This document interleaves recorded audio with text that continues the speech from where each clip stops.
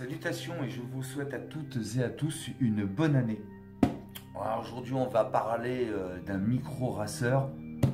On reste chez Ishin avec le E013, donc le Small Pepper.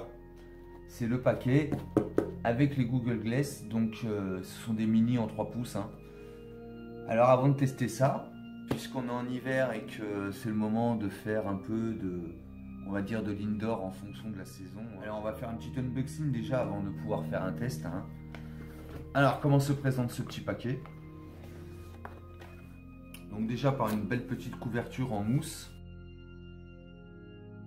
Donc voici des petits autocollants à coller ou pas sur le multirotor.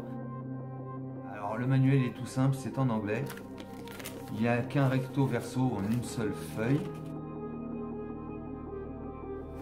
Alors c'est uniquement, donc là, ce côté-là, c'est uniquement pour la RC et le multirotor afin que vous puissiez le connaître. Et de l'autre côté, hop là, voilà. J'aime pas du tout cette façon de faire, mais c'est pas grave. Et de l'autre côté, c'est les Google. Voilà, de quoi, comment comprendre et utiliser les lunettes à bon escient. Alors maintenant, on va sortir un peu le paquet. Donc voilà comment il se présente. C'est plutôt bien calé.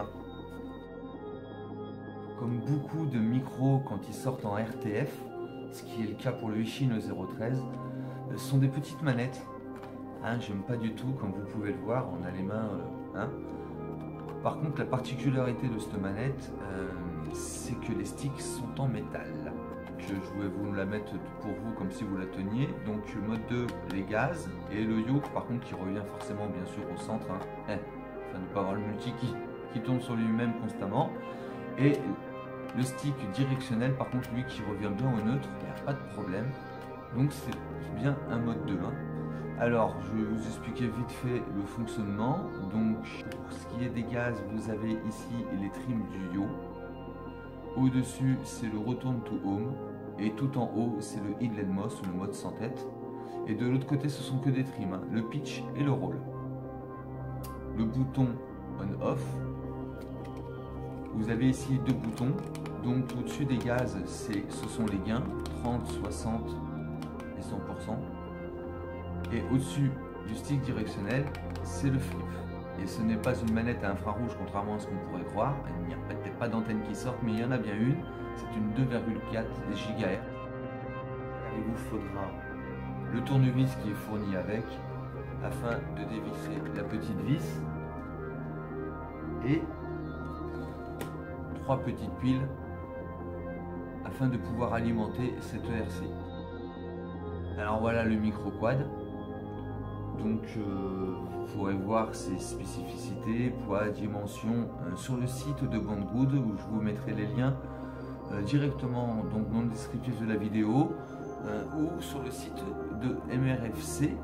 Donc maintenant on revient au Ishin. Donc la caméra c'est une 1000 TVL qui fait aussi office d'émetteur. Il n'y a pas d'émetteur en plus, c'est tout intégré. L'antenne c'est une fixe, vous pouvez le voir, donc gare au choc pour ne pas la plier, avec un petit capuchon histoire de pouvoir la protéger, et ainsi que pour la caméra. Voilà, c'est bien soigné, merci Ishin, j'aime bien. Donc un beau joli rouge Ferrari. N'oubliez pas de faire le rodage avant d'aller faire le zouave avec le quadri. Rodez-les, c'est comme un moteur. Il y a un petit rodage à faire pour l'usure des charbons. Tant qu'on est sur les moteurs, donc les dimensions sont des 15 mm de hauteur, de longueur, le corps, et il a un diamètre de 6 mm. Donc vous trouverez, c'est du standard, il n'y a pas de souci. Et il me semble que dans le Spark, c'est pour donner, ils sont donnés en RPM 61 000. Donc c'est pas pour rien qu'ils ont mis des 4 pales. Il doit avoir la patate, le petit bousin. La lipo, comme vous pouvez le voir, c'est une 1S, donc une 3,7 V, c'est une 200 mAh. Sur le site, ils vendent aussi des 260 de chez Ishin. Voilà pour ce qui est du 1S, et avec un bouton reset. Alors à l'intérieur, il y a 40 canaux, donc un petit bouton pour pouvoir quand même utiliser ces 40 canaux si vous en avez besoin. Donc bien sûr pour ça, il faut dévisser la canopie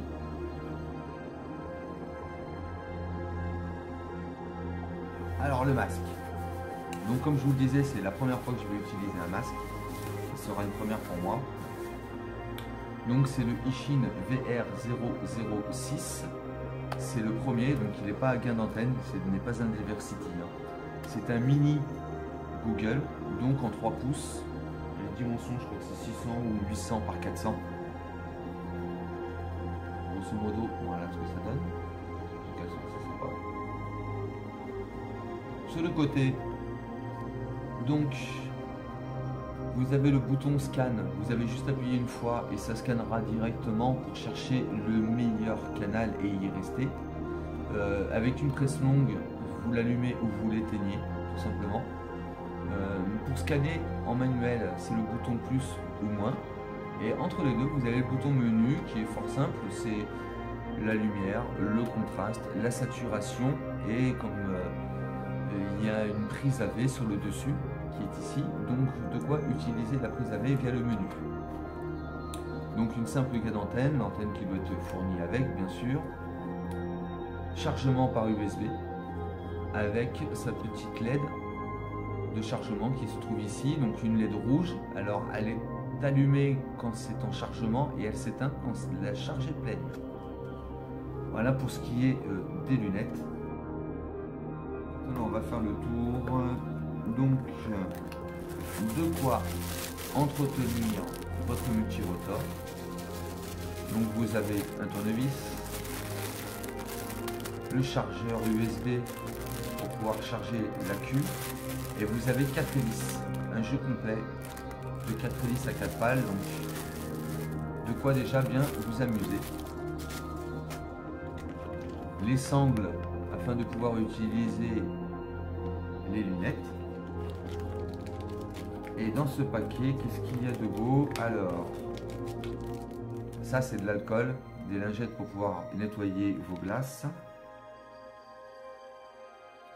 Une mousse en autocollant 3M d'un côté et une mousse de l'autre.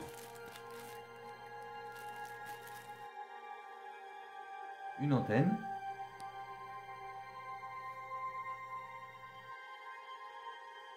Et la prise USB afin de pouvoir charger vos lunettes. C'est fini pour ce qui est de ce unboxing. Je referme ces jolis petits paquets. Donc merci à Banggood de me faire confiance et de bien commencer l'année 2018 avec un micro racer en immersion FPV. Allez, à tout à l'heure.